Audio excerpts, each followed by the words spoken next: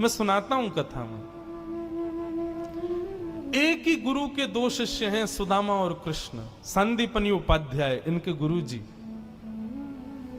लेकिन एक शिष्य सोने की नगरी का राजा है, पूरे विश्व का अधिपति भगवान है, और एक शिष्य एक फूटी सी झोंपड़ी में रहता है।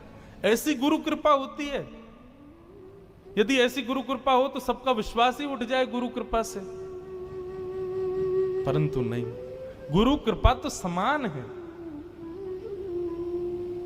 हमारे गुरुदेव सुनाते हैं, एक बार संदीपनी विद्यालय में जब कृष्ण सुदामा पढ़ते थे, तब भृगु ऋषि पधारे, सबसे क्रोधी ऋषि, और आकर के गुरु मां से भिक्षा मांगी। माते भिक्षाम देहि, माता भिक्षा प्रदान करो। मां ने मन में विचार किया कि अभी सामग्रियां तो इतनी नहीं कि मैं भिक्षा दे सकूं। मना कर दिया, बोले भगवान आप कल आ जाना, आज तो भिक्षा के लिए सामग्री नहीं है, शाम को जब आ जाएगी तो कल आपको प्रदान कर दूंगा। अब भृगु ऋषि तो क्रोधी, उनको तो जब मांगे तब चाहिए।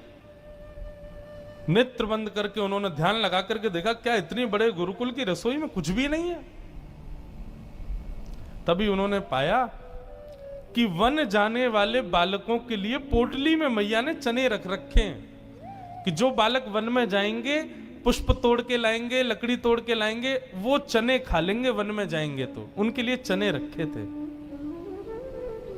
भृगु ऋषि बोले बालकों की ज्यादा चिंता है, एक ऋषि द्वार पर आया उसकी चिंता नहीं है। थोड़ी दूर जाकर के अपने कमंडल के जल से श्रापित कर दिया, जो भी उन चनों को खाएगा वो लक्ष्मीहीन हो जाएगा, उसके जीवन से लक्ष्मी चली जाएगी, वो निर्धन हो जाएगा। जिस समय भृगु ऋषि श्राप दे रहे थे, सुदामा जी वहीं एक वृक्ष के पीछे बैठ करके कुछ पुष्प तोड़ रहे थे। जैसे ही श्राप दिया, सुदामा जी पहले तो चाहते थे कि मैं जाकर के ये संकेत कर दूं कि भाई उन चनों को मत खाना, उनको शाप लगा है। लेकिन तभी गुरुकुल जाते समय देखा कि सामने से अपने दोनों कमर पर पोटलियां बांध करके कृष्ण चले आ रहे हैं। सुदामा जी बोले लाला कहां जा रहे हो? बोले आज तोकू और मोकू वन में जावे की सेवा मिली है, मोए और तोए वन से पुष्प और तुलसी तोड़ के लानी है, लकड़ी तोड़ के लानी है। चल देख, गुरु मैया ने वन में खावे के काजे चना भी दिए, दोनों प्रेम से पाएंगे और प्रेम से वहां से बढ़िया सब कछु लेके आएंगे। आज बालकन में हमारो नंबर आया हो वन में जावे को। सुदामा जी की नजर पोटलियों पर पड़ी, बोले कन्हैया कहीं खा नहीं ले, फेंक देंगे तो कहीं अंकुरित होके वृक्ष बन गए, कोई भी खाएगा तो लक्ष्मीहीन हो जाएगा, मेरो कन्हैया खा लेगो तो लक्ष्मीहीन है जाएगो। सुदामा जी जिद करने लगे, बोले सुन तू बाकी के सामान रख अपने पास, ये पोटली मोए दे दे, मैं बांधू अपने कमर पे। ठाकुर जी बोले क्यों, मैंने बांध तो रखी। बोले तेरो भरोसा ना है, तो को भूख लगेगा तो मेरे बटके ने खा जाएगो, मोकू दे, जब भूख लगेगी तो दोनों बांट के खाएंगे। और जिद करके सुदामा जी ने दोनों पोटली अपने पास रख ली। वन में वृक्षों की लकड़ी तोड़ रहे हैं, पुष्प तोड़ रहे हैं, फल तोड़ रहे हैं। सुदामा जी मौका ढूंढ रहे हैं, कब मौका मिले मैं भागूं, एकांत में चने खा लूं। तभी जोर की बारिश होने लगी। बारिश के कारण ठाकुर जी तो एक वृक्ष के नीचे जाकर के खड़े हो गए। अरे आजा सुदामा, यहीं खड़ो है जा, बहुत वर्षा है रही है। पर सुदामा जी एक बगल में एक और विशाल वृक्ष था, उसके ऊपर चढ़ गए, डाल पर जाकर के बैठ गए। वर्षा हो रही थी, ठाकुर जी एक वृक्ष के नीचे खड़े हैं, दूसरे वृक्ष के ऊपर सुदामा जी बैठे हैं। सुदामा जी बोले यही सही समय है, और पोटलियां खोल करके सुदामा जी खाने लगे। ठाकुर जी ने देखा, ए सुदामा मेरे उचना है बा में, खा मत जाइयो, रुक जा, वर्षा रुकन दे, मैं हूं आ रहा हूं ऊपर। लेकिन सुदामा जी के नेत्रों से आंसू गिर रहे हैं। बोले लाला तू सदा प्रसन्न रहे, मेरे बट की लक्ष्मी भी तेरे पास आ जाए, तेरे जीवन में कभी कोई कष्ट नहीं आवे, मेरे लाला को कभी रोनो नहीं पड़े, कभी उदास नहीं हो, कभी दुखी नहीं हो, यही मेरी मित्रता को उपहार मैं अपने कृष्ण को देना चाहूं। और उपहार के रूप में सुदामा जी ने मानो अपने जीवन में प्राप्त होने वाली समस्त लक्ष्मी भी श्री कृष्ण के चरणों में पधरा दी और दोनों पोटली के चने स्वयं सुदामा जी खा गए। द्वारिकाधीश कृष्ण उस दिन तो सोच रहे थे कि सुदामा, तूने एक बार भी विचार नहीं किया कि मेरे भी चने थे उसमें, पा गया। सुदामा जी क्षमा मांगने लगे, बोले माफ कर दे लाला, भूख ज्यादा लगी हमारे, खा गए हो, लेकिन वास्तविकता कौन जाने। मैं तो अपनी कथाओं में कहा करता हूं बंधुओं, हमारे द्वारिकाधीश सोने की नगरी के राजा हैं। राजा तो उग्रसेन है, लेकिन फिर भी राजा द्वारिकाधीश को ही माना जाता है। ये सब सुदामा की देन है द्वारिकाधीश को। सुदामा की बटकी लक्ष्मी है द्वारिका में। सुदामा एक निर्धन जीवन जीता है, सुदामा एक सामान्य जीवन जीता है। क्यों? ताकि मेरो लाला प्रसन्न रहे, मेरो कन्हैया प्रसन्न रहे, वाकु कोई कष्ट नहीं हो, सखा हो तो ऐसा हो। सुदामा जी का जीवन पता है कैसा था? सुदामा जी के घर में आज यदि भोजन बन गया तो निश्चित है 2 दिन तक भोजन नहीं बनेगा। आज यदि एकादशी है तो सुदामा जी नाचते थे, देवी आज एकादशी, आज अन्न बनेगा नहीं। पत्नी कहती हमारी रोज ही होती है, आज इतने खुश क्यों हो रहे हो? कल दशमी को भी हम लोग व्रत में ही थे और कल द्वादशी पर पूरा विश्व एकादशी अन्न खा करके तोड़ेगा, हमारा कल भी व्रत ही रहने वाला है, तो इतना खुश क्यों हो रहे हो आज? सुदामा जी कहते मैं इसलिए खुश हो रहा हूं कि मैंने सुना है एकादशी के दिन जब कोई व्रत करता है तो ठाकुर जी उससे और प्रेम करते हैं। मैं और तू कितने भाग्यशाली, दुनिया के लोग महीने में 2 एकादशी करते हैं, मैं और तू तो 6-7 एकादशी करते हैं दिन में, महीने में। ठाकुर जी हमसे कितना प्रेम करते हैं। अपनी हर स्थिति को पॉजिटिव वे में सोचते हैं श्री सुदामा जी, उसमें कभी अपने आप को कोसते नहीं कि मेरे पास धन नहीं, अन्न नहीं, ये व्यवस्था नहीं, हर चीज में सोचते हैं ठाकुर जी की कृपा। सूरदास जी के पास नेत्र नहीं थे, दुनिया के लोग कोसते, बोले कि यार तुम 24 घंटे भगवान का नाम गाते हो और उस भगवान ने तुमको आंख भी नहीं दी।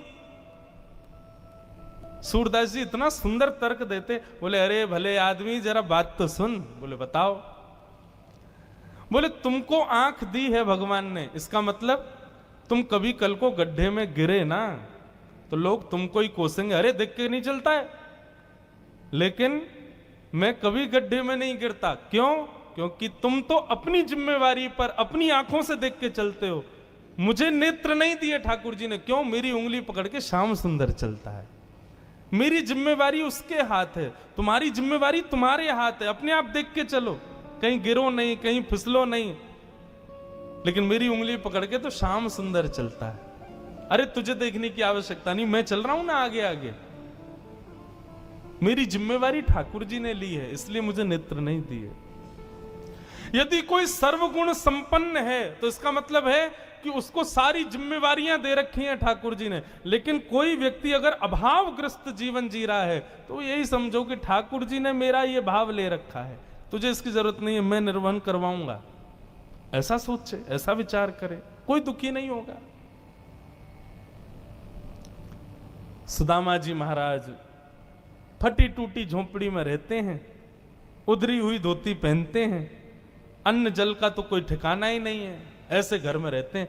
पत्नी बोली द्वारिकाधीश आपके मित्र हैं, आप जाते क्यों नहीं कभी उनसे मिलने? सुदामा जी बोले कहीं मेरी दशा देख करके कोई ये ना सोचे गरीब है, भिखारी मांगने आया, इसलिए मुझे अजीब लगता है। और दूसरी बात ये कि मैं कृष्ण का सखा हूं। अब कृष्ण तो बढ़िया राजकीय वेश में रहता है, अब मैं ऐसे रहता हूं, कोई मुझे देख करके कहीं ये ना सोचे ये कैसा सखा ठाकुर जी का, इसलिए मुझे लगता है कि मैं यहीं से ही उनको भज लूं, उनके पास ना जाऊं। आज सुदामा जी की पत्नी ने सौगंध दे दी, तुम्हें मेरी सौगंध है, जाओ द्वारिकाधीश से मिलके आओ। पत्नी की सौगंध मान करके सुदामा जी आज विचार करने लगे, जाऊं? मेरी अवस्था देख करके कृष्ण ये तो नहीं सोचेगा कि कहां से आ गया, कुछ मांगने आया है। कृष्ण तो नहीं सोचेगा, लेकिन उसकी पटरानियां, उसके राज्य के लोग, महामंत्री आदि ये सब तो नहीं सोचेंगे।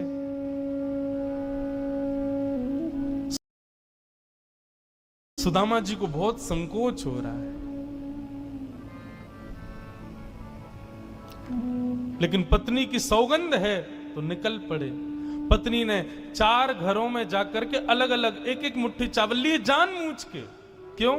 ताकि जब ये पोटली द्वारिकाधीश देखेंगे तो अलग अलग प्रकार के चावलों को देख के पहचान जाएंगे कि एक दाना भी सुदामा के घर का नहीं है।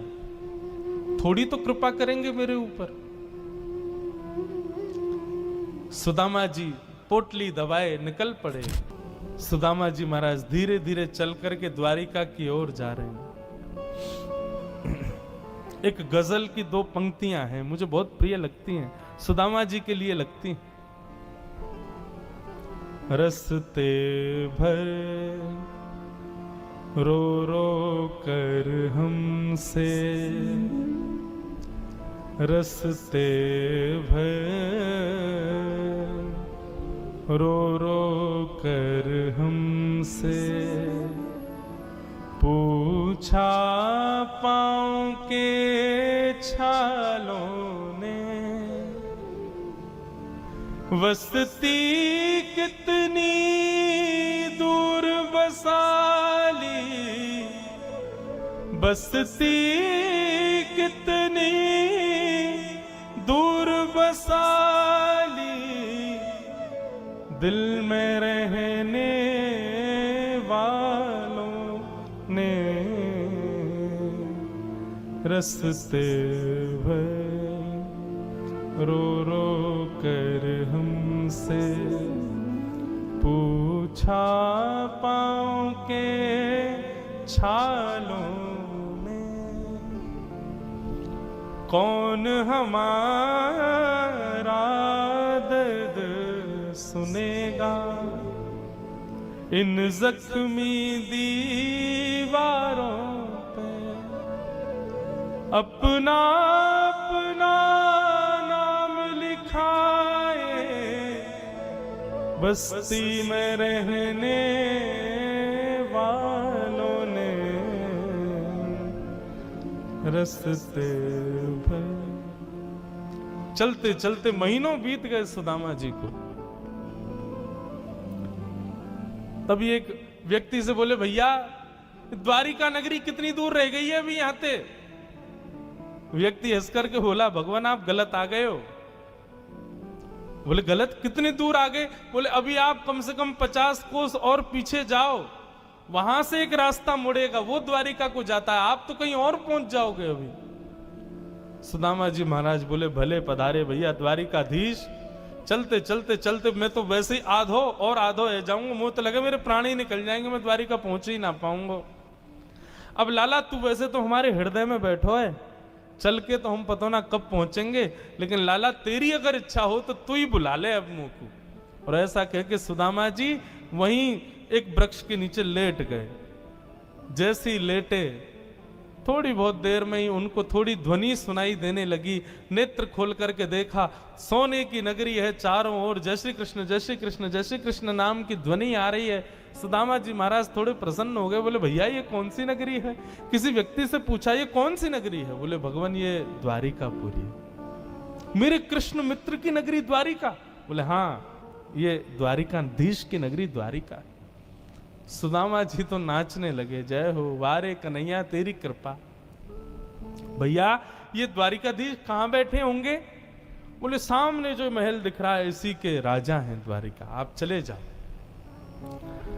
सुदामा जी गए द्वारपालों से जाकर के बोले, भगवान मेरी फटी हुई धोती और मेरे पतले दुबले तन को देख करके आप ये मत सोचना मैं गरीब हूं कुछ मांगने आया हूं, पहले ही स्पष्ट कर दिया मैं कृष्ण का सखा हूं। हम दोनों एक साथ एक ही गुरुकुल में पढ़े हैं, नाम मेरा सुदामा है। आज अपने सखा से मिलने आया हूं, आप कृपा करके उनको जाकर के ये बता दीजिए। और सुनिए, यदि वो बहुत व्यस्त हो तो उनको परेशान मत करो, आपके इतने बड़े महल में कोई खिड़की हो वहां से मुझको उनका दर्शन करा दो, मैं तो केवल उनको देखने आया हूं। द्वारपालों ने बंधुओं ससम्मान सुदामा जी को बिठाया। कई लोग कहते हैं द्वारपालों ने धक्के दे दिए, सुदामा जी भगा दिए। बोले कहां चले आए हो? भगवान के द्वारपाल हैं वो कोई हमारे आपके जैसे अल्लड़ लोगों के द्वारपाल नहीं है जो भगा देंगे। भगवान के द्वारपाल इतना शिष्टाचार भी नहीं है क्या उनके पास, किसको कैसे सम्मान देना है, बिठाया। कहा महाराज द्वारिकाधीश प्रसाद पा रहे हैं, हम फिर भी निवेदन कर देते हैं। भीतर जाके द्वारपालों ने जैसे ही बताया, द्वार पर आपके सखा आए हैं, बचपन के मित्र हैं, नाम उन्होंने सुदामा बताया है। सुदामा नाम सुनते ही भगवान कवल खा रहे थे, खाते खाते रुक गए, बोले क्या नाम बताया? बोले सुदामा। मेरे बचपन के सखा सुदामा आए हैं बाहर? बोले हाँ नाथ, सुदामा जी आए। आप प्रसाद पा लीजिए, हमने उनको कह दिया है आप जब निवृत्त हो जाएंगे तब दर्शन करें। भगवान बोले प्रसाद ये आवश्यक है? मेरे मित्र आए, सखाएं बाहर खड़े, तुम उनको बाहर ही छोड़ के आ गए। भगवान आज पहली बार बीच प्रसाद से उठ गए, दौड़े। महामंत्री, सेनापति, पत्नियां सब दौड़ रही हैं। ऐसा कौन आ गया जिसके लिए भोजन छोड़ के भागे? द्वार पर दीनहीन सी अवस्था है, सुदामा जी खड़े। भगवान ने जाकर के हृदय से लगा लिया। बार बार उनके मुख को देखते हैं, फिर हृदय से लगाते हैं, फिर देखते हैं, फिर हृदय से लगाते हैं। अपने गले में गलवैयां डाल करके लेकर के चल रहे हैं, फिर चलते चलते पता नहीं क्या होता है, ठाकुर जी फिर रोकते हैं, फिर हृदय से लगा लेते हैं, फिर चलते हैं, फिर हृदय, बार बार हृदय से लगा रहे हैं और रोने लग रहे हैं ठाकुर जी। रुक्मणी आदि पटरानियों ने ऐसा दृश्य पहले द्वारिका में कभी नहीं देखा।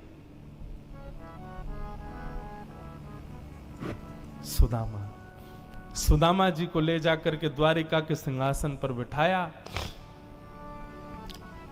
भगवान ने अपने नेत्र के अश्रुओं से सुदामा जी के चरणों को धोया और संपूर्ण जल द्वारिका के चारों दिशाओं में छिड़क दिया। बोले हमारी द्वारिका पवित्र हो जाएगी। सुदामा जी के चरणों का चरणामृत। सुदामा जी कह रहे हैं लाला मैं इन सबके योग्य ना हूं, ये सब कहा कर रहा हो भैया? ठाकुर जी बोले आप किसके योग्य हो और कौन किसके योग्य? मुझसे बढ़िया कोई नहीं जानता, चुपचाप बैठे रहो, जो कर रहे हैं करने दो। जो लक्ष्मी सदा के लिए विहीन हो गई थी, उसे वही लक्ष्मी आज सुदामा जी के चरण पहुंच रही है। कौन? रुक्मणी। भगवान की सुदामा जी की थोड़ी मैत्री चर्चा हुई। सुदामा जी से भगवान ने पूछा सुदामा जी ब्याह हो गए आपके? बोले हाँ लाला है क्यों ब्याह। बोले ब्याह कर लिया, हमको नहीं बुलाया। बोले लाला कर्जा लेके ब्याह कियो और आप ब्याह में भी सबन को भोजन करावे के चक्कर में मैं और तेरी भाभी तो भूखे ही रहे। 4 दिन बाद पड़ोसी ने आके भोजन दियो तब जाके तो पेट भरो। अब वहां में तो को बुलाते तो लाला तो पवानो तो बहुत दूर की बात, अब तू आतो तो तेरे संग घोड़ा आते, सैनिक आते, इनको ही नहीं पवा पाते। ऐसे ब्याह में फिर हम कैसे बुलाते लाला, हमारे निमंत्रण ना दियो। मेरी छोड़ लाला, तू बता तेने ब्याह कर लियो? बंधुओं, ठाकुर जी के पुत्र प्रद्युम्न की, अनिरुद्ध की आयु 50 वर्ष, भगवान के परपौत्र की आयु 25 वर्ष और स्वयं दादाजी भगवान की आयु 16 वर्ष। ठाकुर जी 16 वर्ष की दिखते हैं हमेशा, कभी उससे बड़े नहीं होते। ठाकुर जी सदा 16 वर्षीय रहते हैं। मतलब ये जब विकार आने प्रारंभ होते हैं ना बालकों में, दाढ़ी मूंछ आ जाना, विकार उत्पन्न होना, थोड़ा अलग अलग से दिखना, भारी आवाज हो जाना, ये विकार जिस आयु से आने प्रारंभ होते हैं ठाकुर जी केवल वहीं तक रहते हैं, उससे आगे ठाकुर जी की आयु नहीं बढ़ती। ठाकुर जी के नाती पोते भी भगवान से बड़े बड़े दिखते हैं। ठाकुर जी 16 वर्ष के ही घूमते रहते हैं पूरे द्वारिका में। सुदामा जी बोले लाला तेरो ब्याह भयो कि नहीं भयो? भगवान बोले हमारे ब्याह की मत पूछो, जैसे आपका ब्याह बताने लायक नहीं ऐसे हमारे ब्याह भी बताने लायक नहीं। बोले नहीं नहीं लाला बता ब्याह भयो कि नहीं? भगवान बोले हो गया। अच्छा भाभी कहाँ है? चलो मिलवाएं भाभी से। बोले यहीं बुलाते? बोले नहीं बड़ी जगह चाहिए भाभी से मिलने के लिए। बोले क्यों? बोले अब चलो पता चल जाएगी। विशाल एक सभागृह था, सुधर्मा सभा, और उसमें महाराज असंख्य, जहां तक देखो भगवान की पत्नियां खड़ी हैं, घूंघट सिर पर रखा है, इतनी सारी माताएं बहनें दूर दूर तक सिर दिख रहे हैं, लाल लाल साड़ी पहने भगवान की सब पत्नियां। सुदामा जी बोले द्वारिका की सब माताएं बहनें दर्शन करने आ गई महात्मा का। सुदामा जी बैठ गए। भगवान ने इशारा किया, आओ एक एक करके सब प्रणाम करो। मैं रुक्मणी प्रणाम, देवी चरसो भाग्यवती रहो। मैं जामवती प्रणाम, देवी चरसो भाग्यवती रहो। मैं सत्यभामा प्रणाम, देवी चरसो भाग्य, एक एक करके भगवान की। मैं कालिंदी प्रणाम, देवी चरसो भाग्यवती रहो। मैं भद्रा, मैं लक्ष्मणा, सब प्रणाम करती हुई 500 पत्नियां प्रणाम कर गई भगवान की। सुदामा जी बोले, लाला कोई मसनत दे दे। बोले क्यों? मेरा हाथ थकोने के नीचे धर लूंगा, यहाँ पे मेरे हाथ में दर्द है रो लाला। ठाकुर जी ने मसनत रख दी। सुदामा जी उससे ही आशीर्वाद दे रहे, प्रणाम प्रणाम, सबको आशीर्वाद। जब 1000 पत्नियां प्रणाम कर गई, ठाकुर जी खड़े खड़े देख रहे थे। सुदामा जी बोले, लाला यहां पे आइयो, कितनी और हैं अभी? भगवान बोले 16,108। अच्छा लाला ये सब अपनी है? भगवान बोले हाँ सब अपनी। वाह लाला तेने इतने सारे ब्याह किए, 16,108। अरे भैया हमें एक में ही बुला ले तो हम भी आ जाते मालपुआ खावे। हमने एक किया, वहां में नहीं बुलाया, तू नाराज है क्यों? तेने इतने सारे कि एक में ही बुला ले तो। ठाकुर जी बोले कितने ब्याहों में तो मैं भी नहीं गया था, मेरे बिना ही ब्याह है गया, बिना दुल्हा के ही बारात चल गई। बोले लाला देख, पतलो दुबलो समय सुदामा 500,000 पत्नियां प्रणाम कर गई, मेरा तो अभी से बीपी हाई है गो। लाला 16,000 उनको आशीर्वाद दूंगा तो मुंह तो लगा मेरे प्राण ही निकल जाएंगे। एक काम कर, पत्नी तो 16,108 है, पति तो अकेलो तू ही है ना। बोले हाँ, एक काम कर तू मुंह को प्रणाम कर, मैं तू को आशीर्वाद दे दूं। और सब पत्नियों की ओर से द्वारिकाधीश दंडवत कर रहे हैं और सुदामा जी दोनों भुजा से आशीर्वाद दे रहे हैं। इस दृश्य को देख करके द्वारिका के लोग बलियां लेने लगे। जय हो, धन्य है हमारे द्वारिकाधीश। एक ब्राह्मण को कितना सम्मान देना चाहिए, द्वारिकाधीश से सीखो। अपने राज सिंहासन पर बैठा दिया, ये भी विचार नहीं कर रहे हैं कि मैं द्वारिकाधीश हूं, मैं जगत नियंता जगदाधार हूं। साष्टांग दंडवत प्रणाम कर रहे हैं सुदामा जी को। सुदामा जी उनको आशीर्वाद दे रहे हैं। ऐसे कृष्ण सुदामा प्रेम मिलन को हम बारंबार प्रणाम करते हैं। बंधु, सुदामा जी से बहुत कुछ सीखा जाता है। जीवन में कैसी भी परिस्थिति आ जाए उसमें सकारात्मक ही रहो, कभी भी दोष मत दो ठाकुर जी को। ठाकुर जी क्या कर दिया आपने? नहीं, हम सब अपने प्रारब्ध को भोग रहे हैं। हर भाव में ठाकुर जी की कृपा का अनुभव करो, ठाकुर जी इतना सम्मान देंगे। फिर सुदामा जी वापस लौट करके जब आए तो कुटिया की जगह बड़े बड़े महल खड़े थे। सुदामा जी मंदिर देख के डर गए, पर भगवान की कृपा है। ठाकुर जी ने कहा देखो सुदामा जी। सुदामा जी बोले लाला इतनी व्यवस्थाओं में भजन नहीं होता, मैं तो वन में जाके भजन करूंगा। सुशीला और वाके बालक रहे आएंगे महल में। ठाकुर जी बोले व्यवस्था मेरे से विमुख व्यवस्था होगी तो भजन नहीं होगा, मुझसे युक्त व्यवस्था यदि मिलेगी तो उसमें भी भजन करोगे, इसलिए चिंता मत करो। सुदामा जी महल में रहने लगे। इस प्रकार भगवान ने कृपा की। बोलो भक्तवत्सल भगवान की जय। बंधुओं एक बात बताएं आपको, आश्चर्य होगा सुन करके, संपूर्ण पूरी भागवत में श्री सुदामा जी का नाम नहीं है। राधा रानी का और सुदामा जी का, ये दो नाम आपको पूरी भागवत में नहीं मिलेंगे। आप कहेंगे कारण? हमारे शास्त्रों में कुछ नामों को लेना निषेध बताया गया, जैसे कि पति का नाम नहीं बोलना चाहिए, पत्नी का नाम नहीं बोलना चाहिए, एक पुत्र घर में हो उसका नाम नहीं बोलना चाहिए, गुरुजनों का नाम नहीं बोलना चाहिए, अपना नाम नहीं बोलना चाहिए स्वच्छंद अपने मुख से, बहुत रेयर हो तो ही बोलना चाहिए। और हम जिसका बहुत सम्मान करते हैं, बहुत प्रेम जिसके प्रति हमारा आदर सम्मान रहता है, उसका भी स्पष्ट नाम उच्चारण नहीं करना चाहिए। स्वच्छंद नाम बोलने में आयु घटती है, ऐसा शास्त्र आज्ञा है। इसलिए ये कुछ नामों के लिए निषेध बताया गया, दोष होता है। इसलिए प्राचीन काल में पत्नियां पति का नाम नहीं बोलती थी, पति भी पत्नी का नाम नहीं बोलते थे, कुछ अन्य उनसे बुलाते थे, क्या बोलते हैं, बहानों से। पर अब सब खुल के ही बोलते हैं। कुछ मर्यादाएं होनी चाहिए। कुछ बंधुओं, संकोच जो होता है ना, संकोच ये गहना है मानव का, इसको पहन के रखा करो कभी कभी।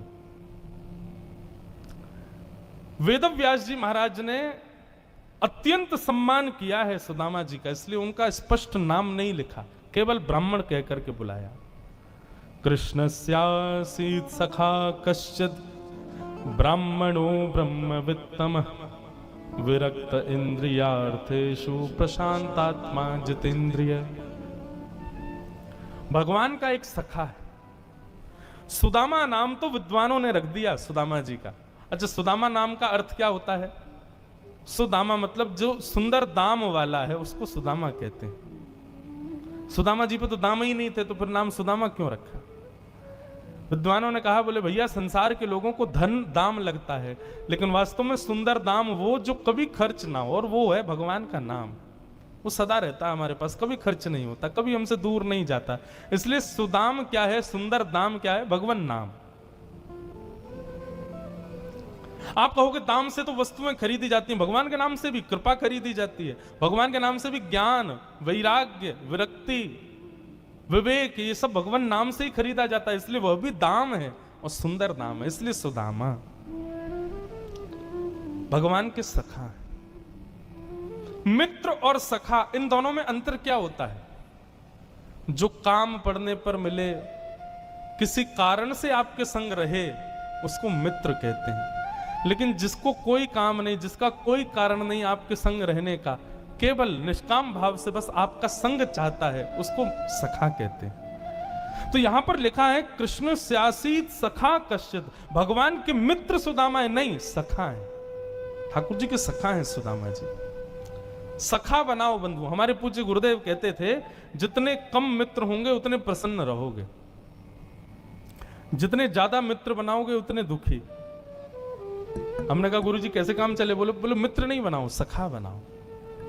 और माफ कीजिएगा, सखा केवल एक ही बन सकता है, और ये वो है जे संग ही खाएंगे, संग ही रहेंगे। हमारे देखो संग ही रहते हैं। जो लोग आए, चिरपाल परिवार जिनके हम रुके, हमारे ज्योति जी उनके घर पर रुके, वहां हमारे लाल जी विराज रहे हैं, संग ही रहते हैं।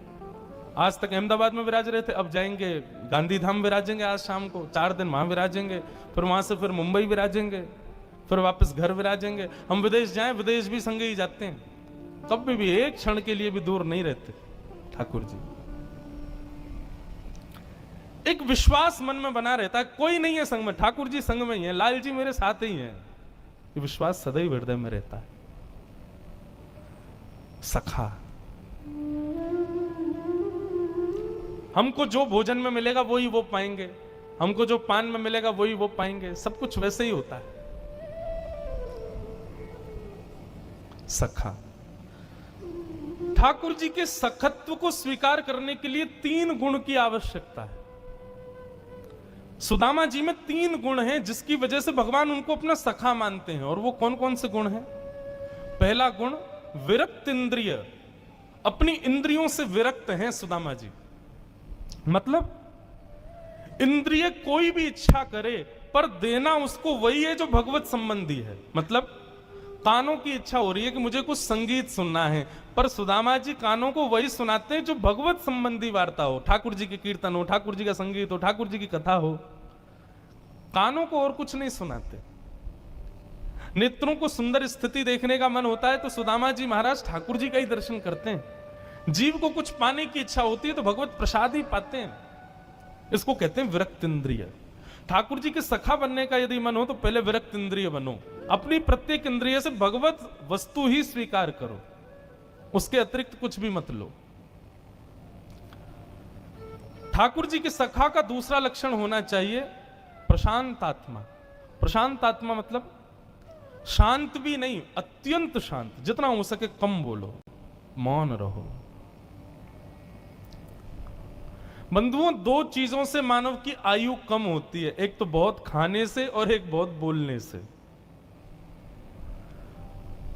बहुत अन्न सेवन करने से भी आयु कम होती है, और बहुत ज्यादा सांसारिक चर्चाएं करने से भी आयु कम होती है। एक बार मैं कहीं ये बात बोल रहा था तो एक व्यक्ति आया मेरे पास, बोले महाराज जी आप बोल रहे थे बहुत बोलने से आयु कम होती है। मैंने कहा, बोले आप तो 4 घंटा बोलते ही रहते हो, चुप ही नहीं होते, 1 मिनट के लिए शांत नहीं होते, तो आपकी आयु तो बहुत जल्दी कम हो जाएगी।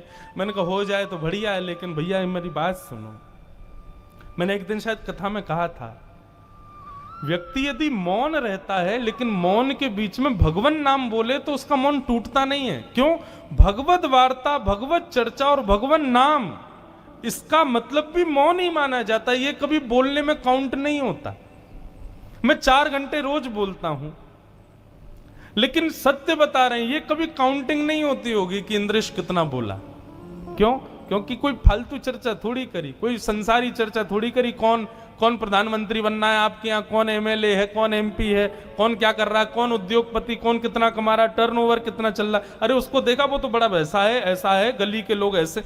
ये सब सांसारिक बातें थोड़ी कर रहे हैं हम यहां बैठ के, भगवत चर्चा कर रहे हैं। इसलिए ये वाणी, ये शब्द मौन ही माने जाएंगे।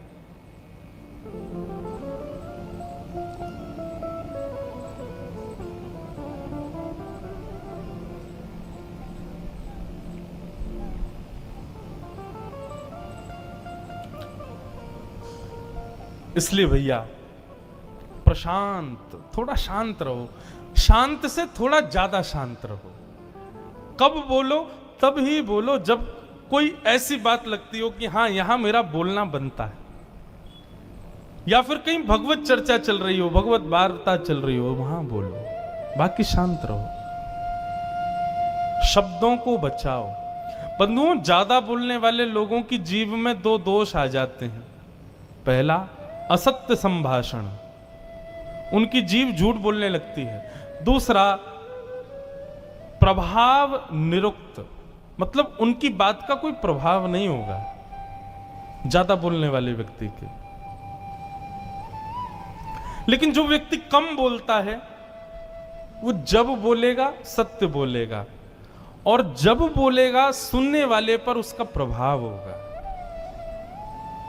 इसलिए कम बोलना चाहिए। तो भगवान के सखा का पहला लक्षण होना चाहिए विरक्त इंद्रिय, दूसरा लक्षण होना चाहिए प्रशांत आत्मा, अत्यंत शांत, और तीसरा लक्षण होना चाहिए जितेंद्रिय, अपनी इंद्रियों को जीते, इंद्रियों की इच्छा पर वश करे। आपको क्या लगता है हमको प्यास नहीं लगती?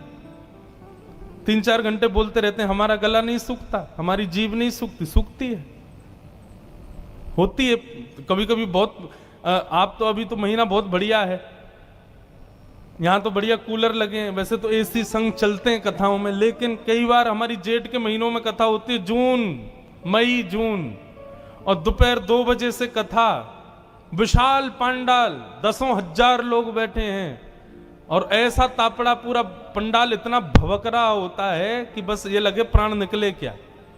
वहां भी 4 घंटे बोलते हैं।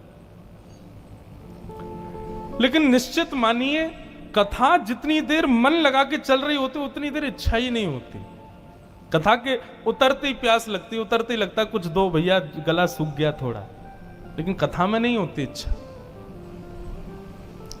जितेंद्रिय, अपनी इंद्रियों को जीतो। बंधु, इंद्रियां कोई इच्छा प्रकट करें, तुरंत उनको पूर्ण करने में मत लगा करो। मैं इतने कैसे परिवारों को जानता हूं। एक परिवार है बंबई का, वो शॉपिंग करने दुबई जाते हैं, और वृंदावन केवल लस्सी पीने आते हैं, अमृतसर केवल कुलचा खाने जाते हैं, चेन्नई केवल इडली डोसा खाने जाते हैं।